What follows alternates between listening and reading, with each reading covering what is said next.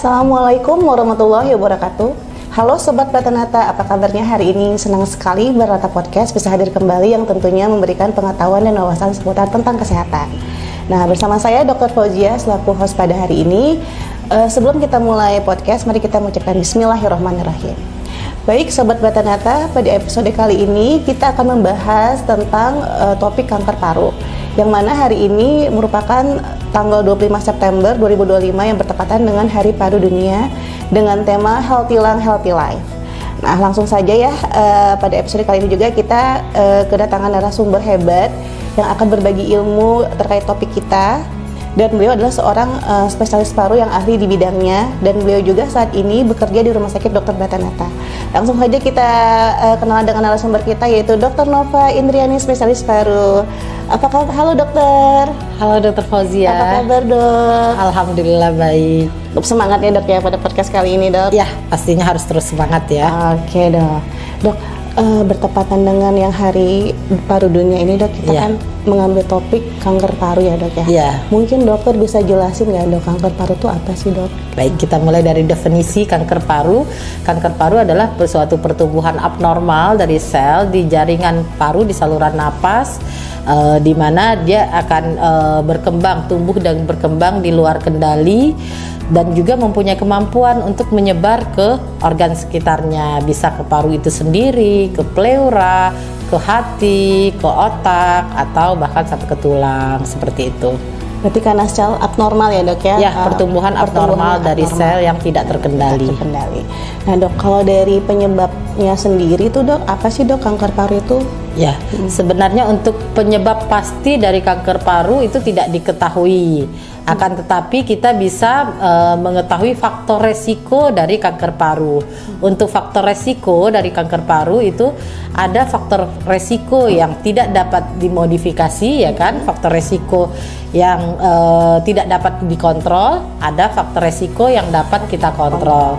Yang tidak dapat dikontrol antara lain adalah usia, terus kemudian yang kedua adalah jenis kelamin, dan juga riwayat kanker dalam keluarga atau genetik.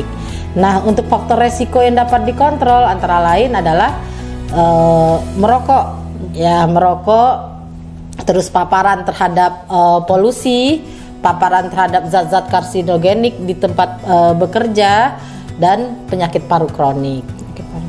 Jadi intinya dok, tadi penyebabnya dua ya dok ya, yang tidak dapat dikontrol dan yang dapat dikontrol. Nah, kalau yang tadi kan dokter sempat singgung tuh dok, yang tidak dapat dikontrol tadi seperti umur ya dok ya? Ya, usia ya dok ya, dan gender juga lebih banyaknya dokter bilang tadi laki-laki. Ya, benar sekali. Nah itu tadi alasannya kenapa ya dok, dari prevalensinya dari gender tuh kenapa lebih banyak laki-laki dibanding perempuan? Gitu. Ya, jadi lebih banyak laki-laki memang ya faktor resiko dari kanker paru, karena terkait tadi faktor resikonya salah satu lainnya adalah merokok. Jadi memang pada perokok itu lebih banyak ditemukan pada laki-laki. Kemudian juga paparan terhadap zat-zat karsinogenik di pekerjaan juga banyaknya pada laki-laki. Akan tetapi seiring dengan perkembangan zaman, di mana wanita juga mulai aktif bekerja, ada juga kemungkinan wanita semakin ke sini itu semakin meningkat juga kanker paru pada perempuan, karena kan perempuan juga paparan terhadap asap rokok atau perokok pasif. Kemudian juga bisa terkena faktor-faktor resiko kanker paru yang di luar merokok tadi. Kemudian mungkin ada juga perempuan yang bekerja yang di lingkungan kerjanya terpapar zat karsinogenik. Jadi dulu memang dulu bahkan sampai sekarang memang lebih banyak laki-laki dibandingkan perempuan yang terkena kanker paru. Oke dokter, jadi kan tadi dokter sudah jelasin penyebabnya ya dok, dan prevalensinya juga lebih banyak laki-laki dibanding perempuan dok. Nah kalau misalnya bagaimana sih dok mengetahui seseorang bahwasannya seseorang itu menderita kanker paru? Mungkin dari gejalanya dok. Ya, itu jadi apa, untuk gejala kanker paru itu kita bedakan ya, ada gejala respirasi, ada gejala non respirasi. Gejala respirasi itu apa saja? Yaitu batuk darah, sesak napas, nyeri dada.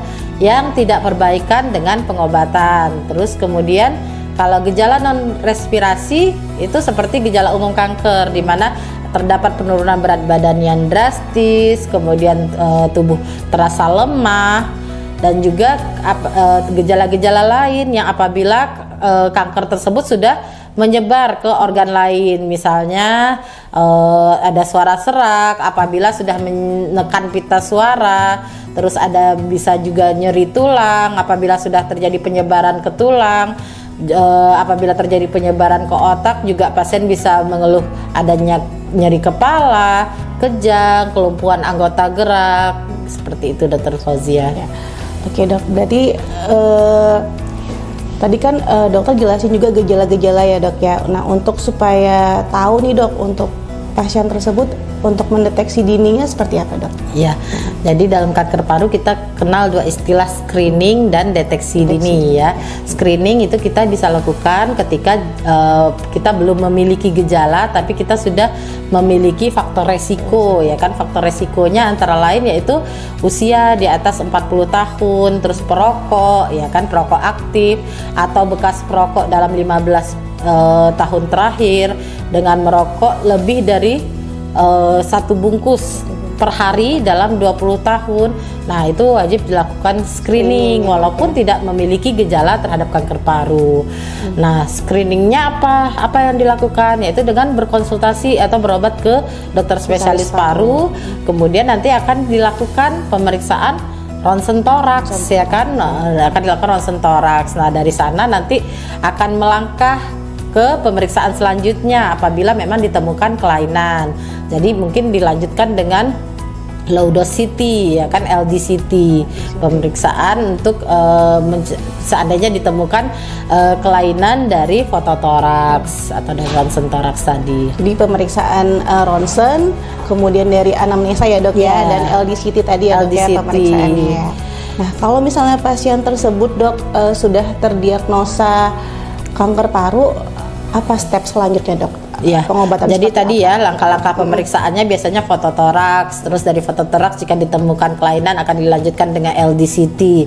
Kemudian apabila memang ada yang mencurigakan dari LDCT, untuk mendapatkan sampel pemeriksaan biasanya akan dilanjutkan dengan bronkoskopi. Jadi bronkoskopi itu peneropongan dari saluran napas, itu selain untuk mengambil untuk melihat ada apa di saluran napas secara real, juga untuk mengambil sampel pemeriksaan nantinya akan berfungsi untuk mengetahui jenis sel dan juga untuk staging dari kanker paru begitu. Jadi nanti kalau untuk jika seseorang tersebut sudah tahu nih saya menderita kanker paru, otomatis itu sudah diagnosisnya sudah diketahui jenis selnya apa dan staging berapanya. Nanti dari jenis sel dan staging tersebutlah baru akan melangkah ke pengobatan atau tata laksana ya kan. Tata laksananya itu bervariasi ya, dulu mungkin berdasarkan staging tadi. Nah itu bisa apakah dengan pembedahan surgery ya kan, pembedahan atau kemoterapi. Nah yang perkembangan ilmu pengetahuan juga semakin banyak. Kemoterapi nanti ada targeted terapi, ada imunoterapi, ada targeted terapi, imunoterapi, ada radioterapi ya kan, atau bahkan ada terapi hormonal juga, terapi hormonal sama transplantasi sumsum tulang. Jadi tetap ya dok ya, untuk pengobatan itu dinilai dari sel kankernya itu sendiri dan stagingnya ya dok ya. Ya benar sekali. Nah dok, ada nggak nih dok dari dokter tips-tips nih dok untuk sobat Bratanata yang mungkin pencegahan kali ya dok secara sederhana ataupun di kehidupan sehari-hari gitu dok? Untuk dalam rangka tadi Hari Paru Dunia, kita mengangkat tema dunia, mengangkat temanya adalah mengenai healthy lung, healthy life ya kan, paru yang sehat, hidup yang sehat. Nah ada beberapa langkah simple step untuk melindungi paru kita. Antara lain yang pertama adalah dengan menghirup udara segar ya, menghirup udara segar dan bersih itu dengan mencegah polusi. Kemudian adalah pastinya berhenti merokok. Yang kedua itu berhenti merokok. Jadi berhenti merokok dan mencegah supaya kita tidak terpapar dari asap rokok atau menjadi perokok pasif. Kemudian dengan melakukan olahraga yang untuk mendukung fungsi paru. Langkah keempat adalah dengan vaksinasi, ya kan, melakukan vaksinasi untuk sebagai langkah pencegahan kita untuk misalnya terhadap flu, pneumonia, dan kemudian kita juga dengan perubahan iklim dengan mengurangi efek dari rumah kaca, yaitu dengan salah satunya adalah dengan mengurangi penggunaan bahan bakar fosil. Dan terakhir adalah dengan makan yang bergizi yang dapat mensupport kesehatan dari saluran napas dan sistem imun kita. Dok, ya. Jadi baik dok, sobat DKT, jadi diharapkan pada podcast kali ini setelah mendengar penjelasan dari Dr. Nova, diharapkan sobat Batanata lebih peduli dan lebih aware gitu ya terhadap kesehatan paru ya dok ya. Nah, mungkin bagi sobat Batanata yang nantinya mungkin mau berkonsultasi seputar tentang terkait penyakit saluran napas, nggak hanya kanker paru ya dok ya, penyakit paru yang lain juga bisa. Nah, itu bisa berkonsultasi dengan dokter ahli paru di Rumah Sakit Dr. Batanata. Baik sobat Batanata, berakhir sudah podcast kita kali ini. Sekali lagi kami berterima kasih sebesar-besarnya kepada Dr. Nova yang mana sudah memberikan ilmu bagi bermanfaat bagi kita semua. Dan terima kasih juga pada sobat DKT yang masih aktif menonton podcast sampai saat ini. Dan sampai ketemu di podcast-podcast Batanata berikutnya. Saya Dr. Fauzia pamit undur diri. Wabillahi taufiq wal hidayah. Assalamualaikum warahmatullahi wabarakatuh. Salam sehat selalu.